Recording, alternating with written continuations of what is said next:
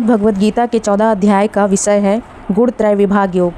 श्री भगवान बोले, ज्ञानों में भी अति उत्तम उस परम ज्ञान को मैं फिर कहूँगा जिसको जानकर सब मुनिजन इस संसार से मुक्त होकर परम सिद्धि को प्राप्त हो गए हैं। इस ज्ञान को आश्रय करके अर्थात धारण करके मेरे स्वरूप को प्राप्त हुए पुरुष सृष्टि के आदि में पुनः उत्पन्न नहीं होते और प्रलय काल में भी व्याकुल नहीं होते। हे अर्जुन, मेरी महत ब्रह्म रूप मूल प्रकृति संपूर्ण भूतों की योनि है अर्थात गर्भाधान का स्थान है और मैं उस योनि में चेतन समुदाय रूप गर्भ को स्थापन करता हूँ। उस जड़ चेतन के संयोग से सब भूतों की उत्पत्ति होती है। हे अर्जुन, नाना प्रकार की सब योनियों में जितनी मूर्तियाँ अर्थात शरीरधारी प्राणी उत्पन्न होते हैं, प्रकृति तो उन सब की गर्भ धारण करने वाली माता है और मैं बीज को स्थापन करने वाला पिता हूँ। हे अर्जुन, सत्वगुण रजोगुण और तमोगुण ये प्रकृति से उत्पन्न तीनों गुण अविनाशी जीवात्मा को शरीर में बांधते हैं। हे निष्पाप, उन तीनों गुणों में सत्वगुण तो निर्मल होने के कारण प्रकाश करने वाला और विकार रहित है। वह सुख के संबंध से और ज्ञान के संबंध से अर्थात उसके अभिमान से बांधता है। हे अर्जुन, राग रूप रजोगुण को कामना और आसक्ति से उत्पन्न जान। वह उस जीवात्मा को कर्मों के और उनके फल के संबंध से बांधता है। हे अर्जुन, सब देहाभिमानियों को मोहित करने वाले तमोगुण को तो अज्ञान से उत्पन्न जान। वह इस जीवात्मा को प्रमाद, आलस्य और निद्रा के द्वारा बांधता है। हे अर्जुन, सत्वगुण सुख में लगाता है और रजोगुण कर्म में तथा तमोगुण तो ज्ञान को ढककर प्रमाद में भी लगाता है। हे अर्जुन, रजोगुण और तमोगुण को दबाकर सत्वगुण, सत्वगुण और तमोगुण को दबाकर रजोगुण, वैसे ही सत्वगुण और रजोगुण को दबाकर तमोगुण होता है अर्थात बढ़ता है। जिस समय इस देह में तथा अंतःकरण और इंद्रियों में चेतनता और विवेक शक्ति उत्पन्न होती है, उस समय ऐसा जानना चाहिए कि सत्वगुण बढ़ा है।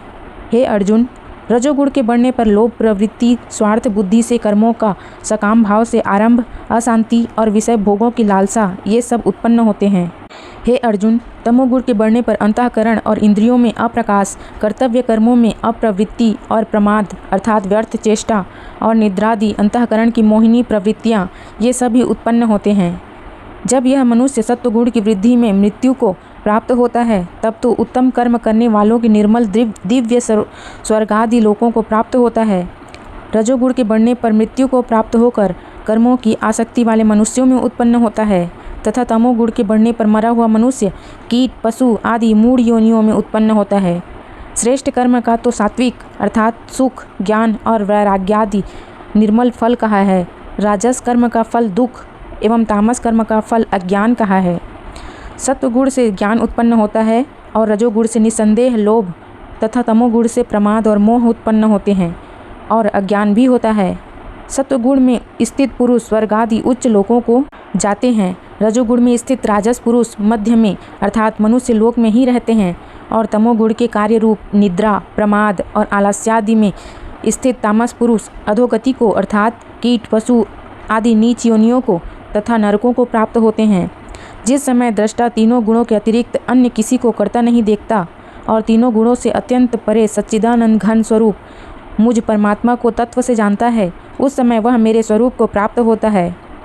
यह पुरुष शरीर की उत्पत्ति के कारण रूप इन तीनों गुणों को उल्लंघन करके जन्म, मृत्यु, वृद्धावस्था और सब प्रकार के दुखों से मुक्त हुआ परमानंद को प्राप्त होता है। अर्जुन बोले, इन तीनों गुणों से अतीत पुरुष किन किन लक्षणों से युक्त होता है और किस प्रकार के आचरणों वाला होता है तथा हे प्रभु, मनुष्य किस उपाय से इन तीनों गुणों से अतीत होता है।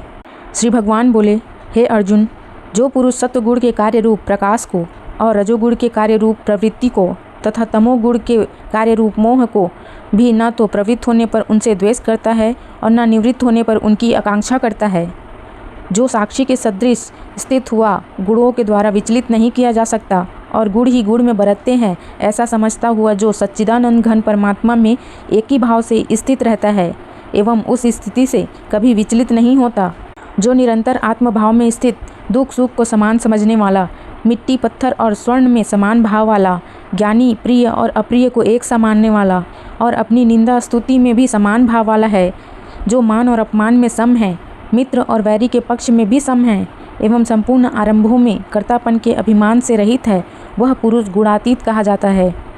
और जो पुरुष अव्यभिचारी भक्ति योग के द्वारा मुझको निरंतर भजता है, वह भी इन तीनों गुणों को भली भांति लांघ कर सच्चिदानंद घन ब्रह्म को प्राप्त होने के लिए योग्य बन जाता है, क्योंकि उस अविनाशी परब्रह्म का अमृत का तथा नित्य धर्म का और अखंड एक रस आनंद का आश्रय मैं हूँ।